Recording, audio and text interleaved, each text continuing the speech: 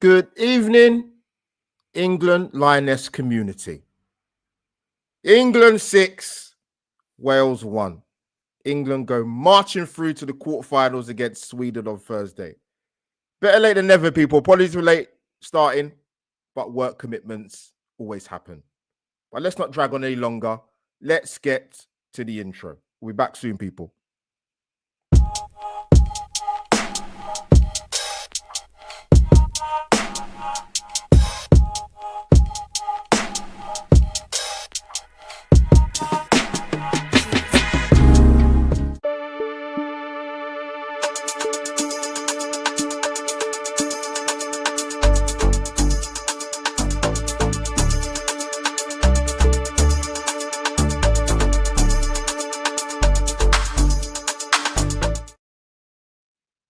Yes, England international community, Lionesses. Welcome to the match review of England 6, Wales 1. They gave the home nation a spanking. But before we get into it, people, smash a like both for Albert JTV and Hollie's Hotspurs. Let's get our background in the background, Hollie. There it is. There it is. And we get the overlay in, people. Bear with us. But no, listen, England have gone from strength to strength. An absolutely colossal win yesterday. And we've got a very important quarterfinal against Sweden, who I think England played in the semi-finals in the last years, if I've got that correct. I think so. Hollie, my co-host, welcome back. A bit of a late start. Some have to work a bit later than others because Hollie enjoyed quite a bit of leisure time on the weekend, but I won't get into too much detail. No, but I'm all good. I'm glad that we're here talking about England tonight. It's very strange to think that first opening game, we were thinking it's all doom and gloom. That's it. We're done and dusted. So now sitting here talking about a win that we've beaten Wales 6-1. Just a madness. And I'm here for it. How are you, Albert? Do you want the honest answer or the PC answer? How I am? It was a answer. mad rush to get back from work. Hence the reason why we moved the stream from 7:30 to 8. But I did mention that last week when we prepping for the show. A big up to the people for joining us when you do. And if you don't watch it live, then watch it back on the catch up. Of course, audio listeners, you will never be forgotten ever on Hollie's Hotspurs and Albert JTV because you will hear us on the audio version. So wherever you get your podcast from, to be honest with you, on the audio. Hollie, where do I start? If I'm going to be honest, I did think England would win, and I thought they'd win comfortably. I didn't think it'd be that comfortable, to be honest with you, but Wales have not got any tournament experience, and it wasn't experience for them, and they've found out what tournament football was about. No surprise, Hollie, no changes to the starting lineup. What was your thoughts going into the game against the home nation, Wales? Well, that's the thing, because when was it? The week before when we were talking and we were kind of saying how it'd be interesting to see what Sarina does. Is she going to change it up to give some players a bit of rest time? Or is she just going to be like, no, this is tournament football. We need to keep the energy high. We need to keep performing. We need to keep those same players in there. And we had it. She basically started with the same sort of starting 11 that we saw feature in previous games. And I'm kind of here for it because it keeps that momentum going. And I didn't think it was going to be a difficult game. As much as that sounds horrible to Wales, I did think we'd be able to do the business. And doing the business we did, because 6-1's quite an impressive kind of goal-scoring line compared to obviously what we've had before. So no, very, very pleased. But what did you kind of make of it? Were you kind of in the same boat thinking that she wasn't going to make much changes, or was you hoping there was going to be some rest for some players? I've kind of almost not given up trying to think what Sarina's going to do, because who am I to question such an amazing manager? No, I didn't expect much changes because England still had to get a job done and to win convincingly, which they did. I was looking at the England setup. I always sort of came into the tournament thinking the midfield for me, there's a spare spot there up for grabs. And Ella Toone has taken it not with both hands, she's taken it by the scruff of the neck, both hands.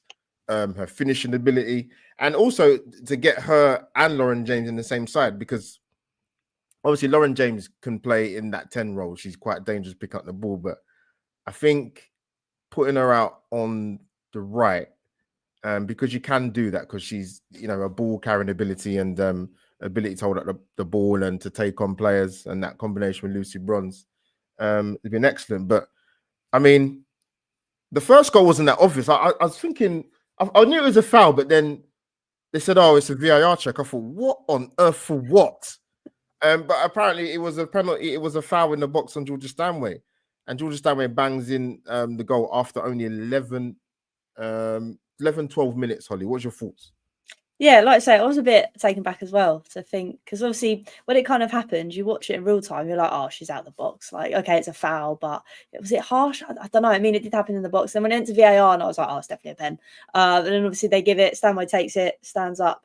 And to be fair to her, puts it in the back of the net. Don't get me wrong, it was a bit scary because I didn't think it was right in the bottom corner. But she managed to get away with it, so it didn't really matter. But yeah, it was kind of a bit like you, a bit like, oh, it's a foul? Oh, there's okay. And then, like I say, when she went over to VAR, it was like, oh, we're definitely getting a penalty for this. And it wasn't sad because obviously I know that we want to win, we want to get goals and fun, but it was kind of like keeping the dream a little bit alive for Wales. And when that went in, it was kind of done and dusted because we were dominant through the whole game, really. And obviously when you talk about Toone, I've managed to cool stat actually, so you'd be proud of me. Because I'm proud of you already.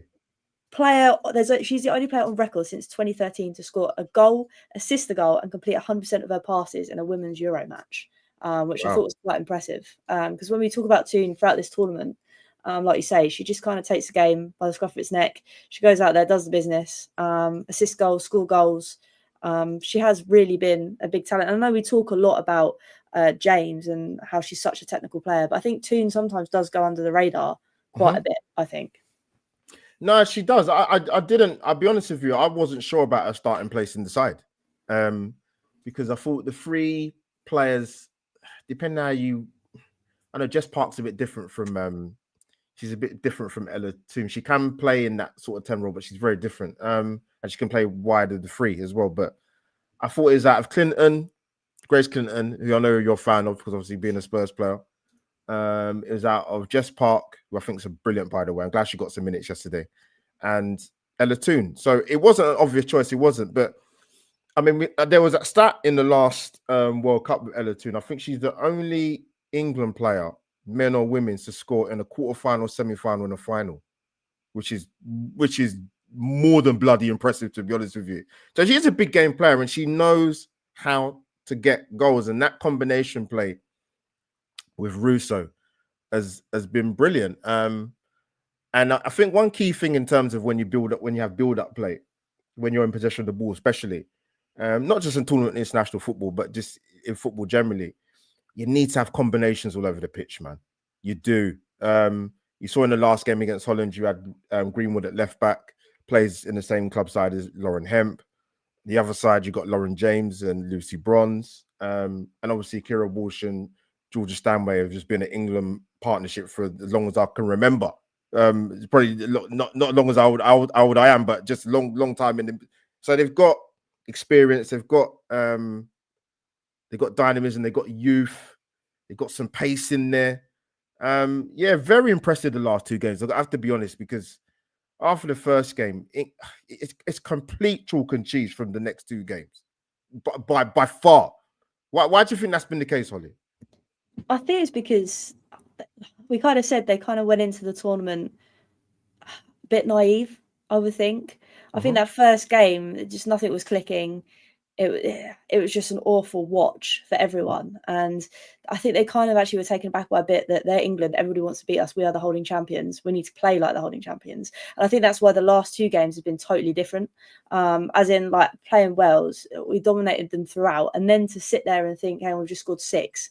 And look at like you say, look at the stats as well here. Like, it was absolutely domination. And I think at times, if we were in the same mindset that we were in that first game, I don't think that the scoreline or the possession would have reflected it. I think after what happened was maybe something that needed to happen as a wake-up call, because like you said, it's been totally 2 different games since that first one. And I generally think it is because they've been, oh, hang on a minute, we're in the Euros, we've actually got to turn up to this, otherwise we're going to be out before we've even started. And I think that was a big concern of ours after that first game. But since then, I think Serena and the girls have kind of thought to themselves, actually, no, we need to actually start playing here because we could be going home.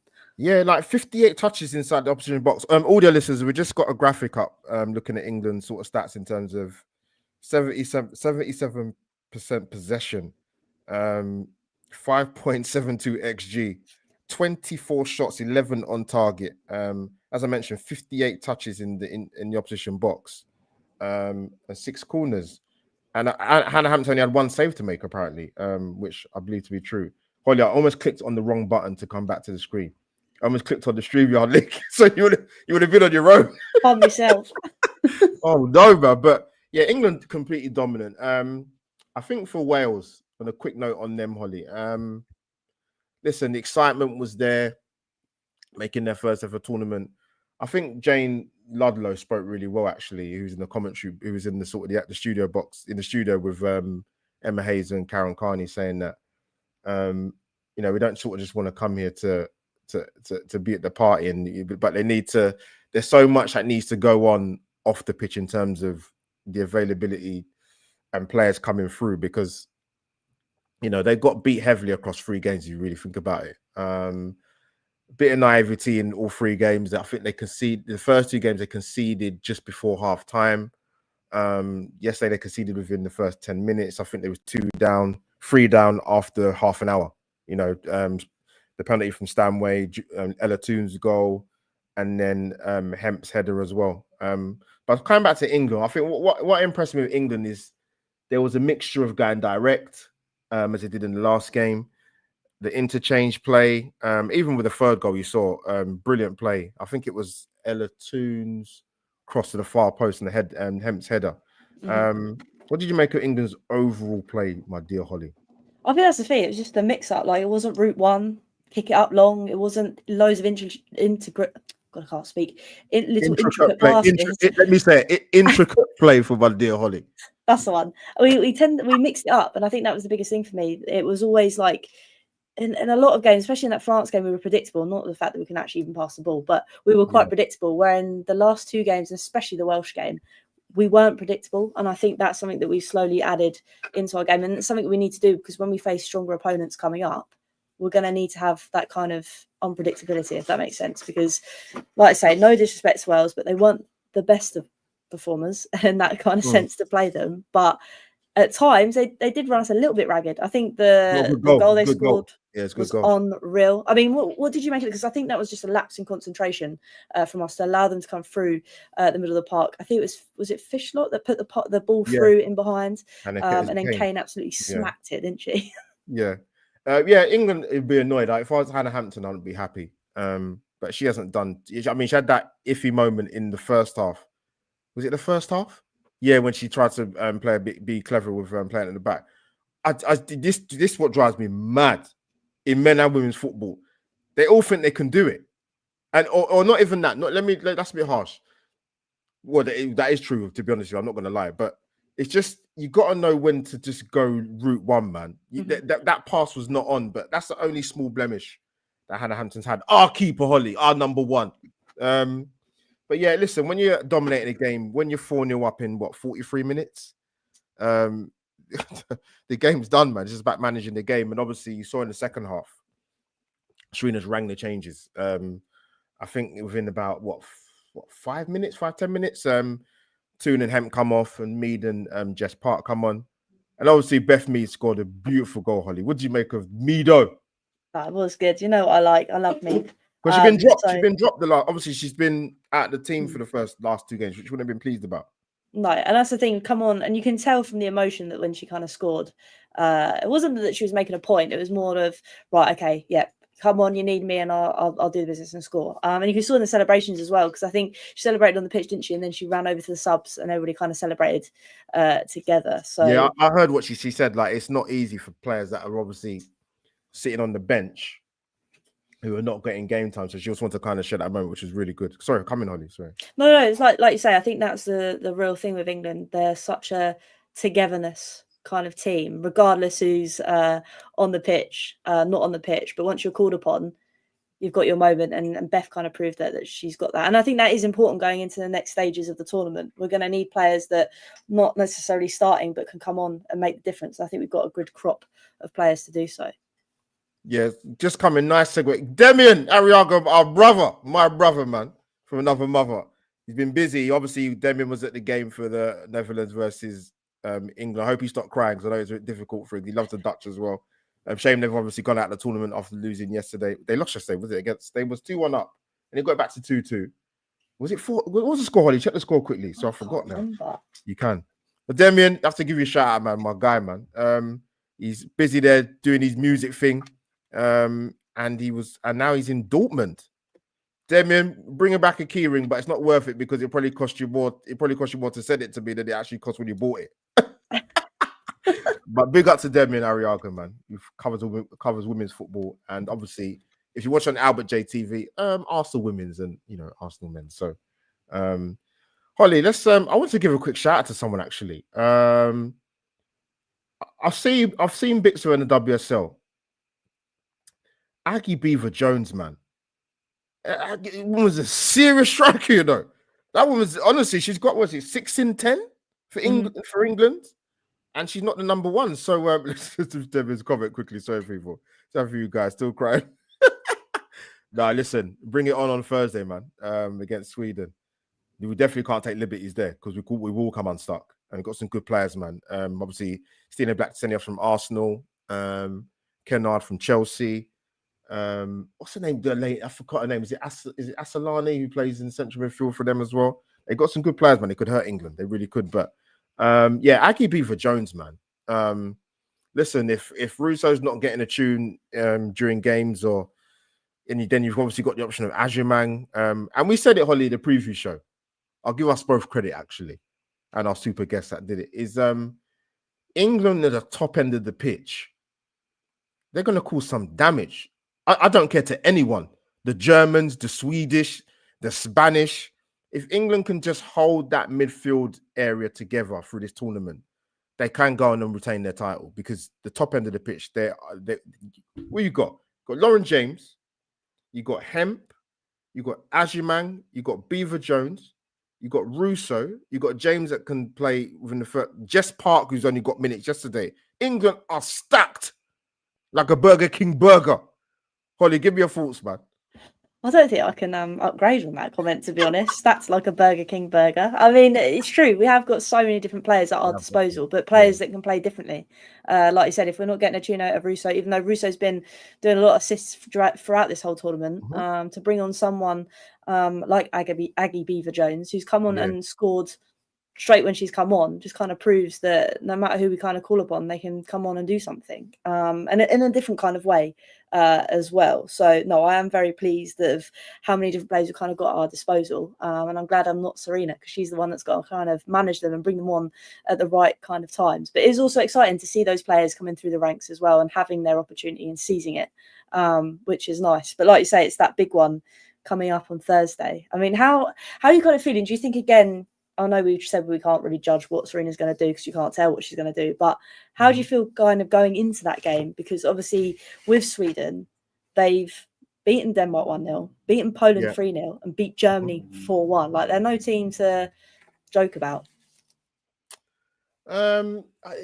Sweden's is a tricky one, man. Like they always seem to have been that case with England, definitely with the men's team. Like it's really difficult team to play against. It's going to be definitely England's sternest test so far.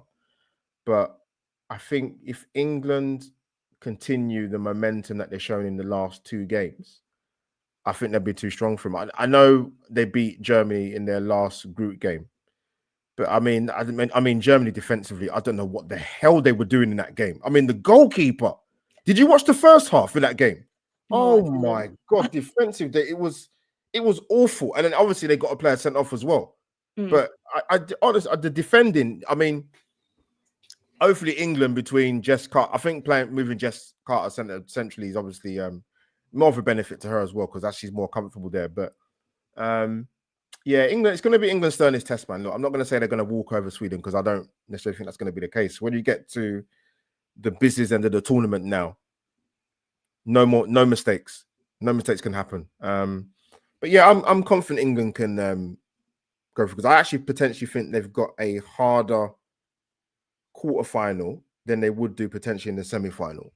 And that's no disrespect to Norway. I think Norway I think they'll probably come through Italy. But even with them, I listened to Ian Wright talking about Norway in the early part of the tournament. He He said they were dreadful. Like especially the first game. I'd struggle to stay awake. No, they was really poor, man. And they've got some good players to be playing football like that. It was awful. But yeah, listen, it's the business end of the tournament now. So we're not really seeing any shocks this tournament. I wasn't sure that I thought I would, but I'm kind of a bit disappointed. I'm not really seeing any kind of upsets, really. I don't know how you feel about that. Yeah, I think you're right. I think obviously the first game for us, that was obviously it wasn't an upset, but it was, mate, we can't continue like this. This is probably the biggest upset we've had of us playing that poorly. But I think you're right. I think every kind of game that's happened, you've kind of predicted it would happen in that form, if that makes sense. Like there's no one you've been like, oh wow, that's an interesting result. I don't think we've had any of them. And hopefully, obviously, that continues for England. There are no shock results when we go out, etc., etc. But it is going to be a difficult kind of. It always is in tournament football, and that sounds so cliche. But I think our biggest test for us was mentally in that first game to then kind of overcome it.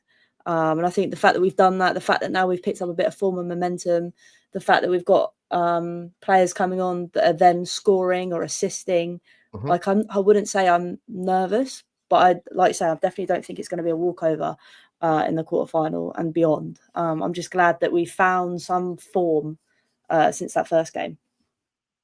Yeah, I'm just trying to look at the Sweden's lineup for the last game. That's it, Aslani. That's right. She plays in sort of that kind of just off Black Stenios. And you've got Fridolina Rofo, who plays for Barcelona, who's class player. Class. I mean, she plays left back for Barcelona, but she's playing in the front three. But yeah, England can't mess around. Defensively, they've got to be really, really sharp. And I'm assuming she's going to stick with the same back four, Serena Wing, which why wouldn't you? You know, with Carter, Greenwood, Lucy Bronze, and who am I missing out? I missed out someone. Did I say all of them? I think I said all of them, didn't I? I think you did, just in a weird order. Thanks, Hollie. I appreciate it. Thank you. But yeah, England have got to just be defensively, just be switched on. And I think that I think they will. They probably might just nick it. But before we sort of get into score predictions, Hollie, if I can find my screen, there we are. People, like I said, smash the like button. We're going live on Albert JTV and Hollie's Hotspurs. If you don't watch it now, but if you don't know what to do by now, people, this is what you should be doing for Albert JTV and Hollie's Hotspurs.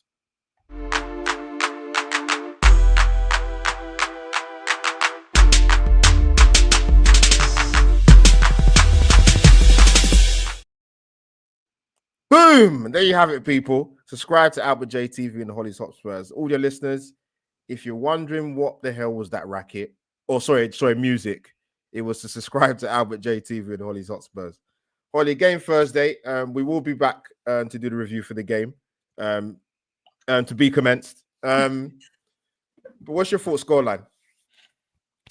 I really don't know. I think you hit the nail on the head in terms of I'm not concerned about going forward. It's more of if we're switched on at the back. I do think we'll concede purely because I think there will be a lapse in concentration. We kind of saw that against Wales. I know we were kind of cruising, but I'm gonna go 3-2. Oh, England, I think. I thought you were gonna steal my scoreline, Hollie. Steal my thunder. You're out of order. No. I do think England will concede because I just think they've got a better, not better than France, definitely not better than France, but they've got a front three, front four that will absolutely test England with Fridolina Rolfo and Aslani and Blackstenius and Kennard. So yeah, that's obviously Jess Carter's teammate who plays for Chelsea. So I'm gonna go England to win. 3-1 to England, 3-1 to Lionesses. So that's my scoreline. Hopefully, we'll have another. We've definitely got one more show. Hopefully, we'll have two more. Definitely. They don't feel guide to 3 more, Hollie. And then, maybe 4 more after that. We'll never know. But people, it's going to be a short one because obviously I've got in from a late dash from work. Hollie's still recovering from her last 7 holidays. She's had in the space for 2 weeks. And obviously some socializing time with the weekends. I'm knackered from all the sport, to be honest with you. Obviously, we had Lionesses yesterday. Bit of news from my club, from an Arsenal point of view. Brilliant tennis final at Wimbledon. Jesus, man. Sinner and Alcaraz. Wow. Goodness knows what them guys are going to produce in the next 4 to 5 years, because what they're doing now at the ages they are now is unbelievable. If you thought tennis wasn't in good hands after Federer, Nadal, Murray, and Djokovic, trust me, these guys are special. And Holly, I'm not sure if you're a tennis fan or not, but unfortunately, we didn't really get that in the women's final, which was a really tough watch to lose love in a final. But Anisimova, keep your head up, love. We'll get another final and put it right, because that was a tough watch to see that. But people, enough about all the other sport. Like I said, England 6, Wales 1. England marched through to the quarterfinals on Thursday against Sweden. 8 p.m. kickoff. I think it will be on, if I've listened right, on BBC. I think it will be that game. But yes, Holly, any famous last words? Up the England. You heard it here first, people. Up the England, Holly just said. Big up to the people in the chat for watching. Like I said, get this back on the catch up, because I know you guys are busy talking about Club World Cup from yesterday and Donald Trump being on the parade. That was just weird. It's so weird. I saw Cole Palmer's face when he's standing there watching. What's this guy doing, man? But people, that is Albert JTV and Hollie's Hotspurs over and out until a new show to be commenced. So stay tuned, people, on the socials. Over and out. See you soon, people. Bosh.